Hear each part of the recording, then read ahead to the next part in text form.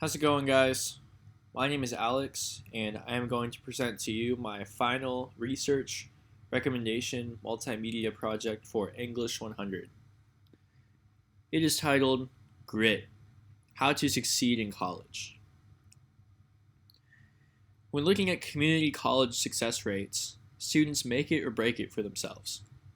Many factors play into the success rates, such as financial situations, natural ability, and upbringing. Taking all of this into account, what makes the biggest change in doing well in college is the amount of grit a student has. Students who have the perseverance to do well and stay on track follow a strict set of guidelines in order to be successful in community college. A couple pretty main points I want to show you guys are how establishing a plan and socializing in college will really help your success rate.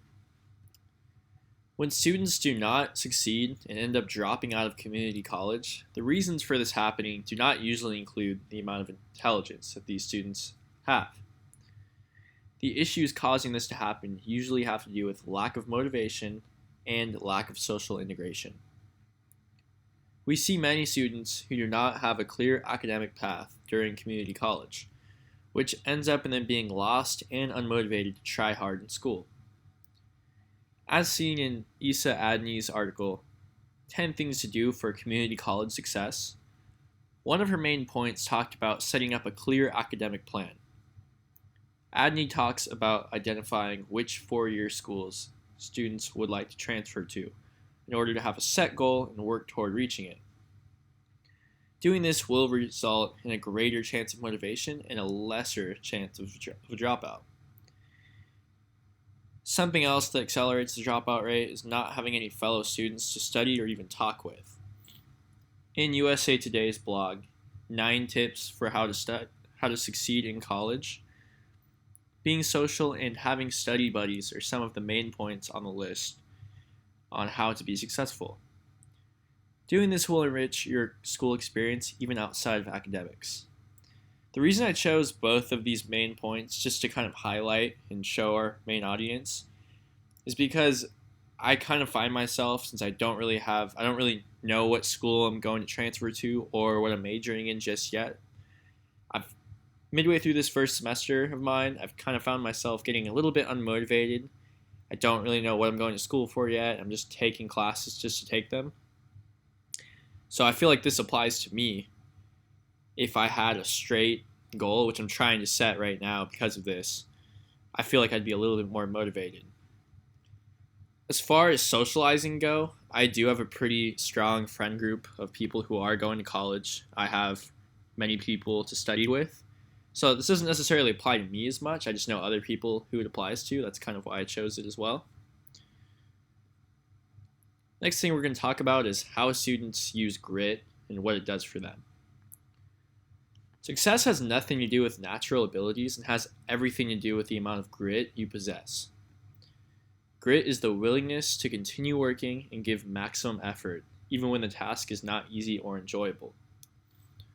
According to Eric Harder, grit is the one characteristic that will help every student in the classroom and provide the foundation to reach his or her goals. Found in his article, The Key to Academic Success is Grit. Grit is the exact reason why the students at the top of their class do not have the highest IQ scores. The most successful students are the ones who are motivated, hard workers, and do not give up. Grit is something I did not know about until starting this English 100 class. I know we talked a lot about it in the beginning of the year during one of our first essays, and it's honestly helped me out a lot throughout this year. That's why I chose to base my whole project around it. So for step 1, use a planner and stay organized. The first step to being successful in community college is to use a planner in order to schedule everything and stay organized. Doing this will allow you to know how much time you need to allot for school and how much is left for play time. Doing this will help you not procrastinate and use your time wisely.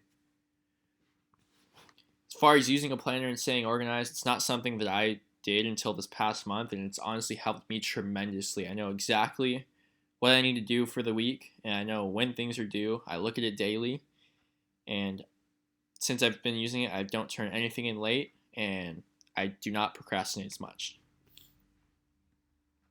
For step 2, find others to study with. The second step is to be social and study with other students. Doing this after understanding the material on your own will help you learn a different point of view while fulfilling gaps of knowledge that were not caught the first time around. Studying with others also improves your social life as well as making things more enjoyable. I haven't actually studied with others until the past week while studying for finals for my pre-calculus class.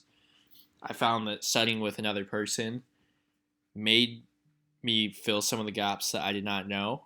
And it also helped me with things that I knew pretty well because I could teach that other person things that they did not know as well. The third step is get help when you need it. The third step is to find a tutor or professor during office hours when you are in need of academic help. Tutors are a great way to get one-on-one feedback toward a subject you have trouble understanding on your own.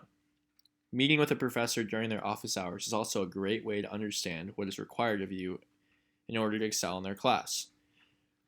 Although it's hard to do this when you're busy, and especially when you're taking online classes, you might have to message the teacher in order to meet up with them. This is something I wish I would have done throughout the semester. It's definitely something that I'm going to try to do throughout my years in college coming up. Step 4, always have an academic goal in mind. The fourth step is to always have a central academic goal in mind to work toward in order to stay focused and motivated to do well in school. This is pretty much a repeat of what I talked about earlier. For most community college students, this goal is getting a general education degree done and transferring to a 4-year school. This could also include getting an AA and transferring to a 4-year. Having a more career-focused goal, such as what type of degree you're working towards, is also a more in-depth goal to have while going to school. The fifth and final step for success in community college is to stay motivated by using grit to be persistent, passionate, and confident. Being in college can get frustrating and can get easy to give up on, especially if you're not focused. Having a headspace in which you are confident that you will not be defeated will guide you to reaching your goal. I think anyone can stand by that. Using grit is the best way to stay motivated, especially during school. All right, for the final part of this presentation, I'm going to talk about the student interview I did. I chose to interview a good friend of mine, Brad Whitener. Brad is a third-year student at MiraCosta, currently majoring in accounting.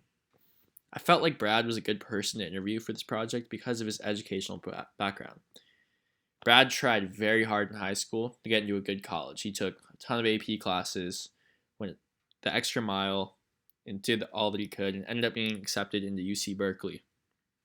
After going there for a year, living on campus and all that, he ended up going to MiraCosta due to financial, family, and life school balance issues. All of this happening to Brad is what has made him the smart and experienced student that he is now. Currently working 4 days a week and still going to school full-time, Brad knows exactly what he needs to do in order to balance his work life, social life, and educational life. One of the biggest points that he made was how students who attend class have a direct correlation to getting good grades. One of the reasons he's saying this is because that is why he didn't do so well at UC Berkeley. He found with all his freedom, it was easier to not go to school. I think this is a great point because it shows how you will do as well as you want to do. This also displays the grit trait in Brad that he now has. When he went to UC Berkeley, Brad got caught up in the party scene in school and did not do so well because of it. Knowing what he knows now, no matter what is going on, unless it's an emergency, Brad will not miss a class. Another one of his main points was not to dive in head first. Since most college students usually get their first jobs during their first semester or right before it, it's usually hard to find that work and school balance, especially when you are overwhelmed with class and homework. This is one of Brad's biggest lessons, which he learned in his first semester of college. going along with all of the freedom you gain when you're an adult, which can be hard to contain while trying to balance all of your necessary duties at the same time. That last part is kind of something that I've been dealing with as well. I've been working 4 to 5 days a week during my first semester of college. I think I also took a little bit too many units, and it's been hard to balance. Brad has kind of been a role model for me as far as balancing work, family, school, friends, and everything. And that is also one of the reasons I chose to interview him. So in conclusion, I talked about how grit will fuel the fire and how well a student does in school. It does not matter how gifted they are educationally from the get-go. Whether they want to do good or not will allow them to do as good as they want. All right, so here's my works cited, my 6 sources in MLA format. And yeah, thank you guys for listening to my presentation.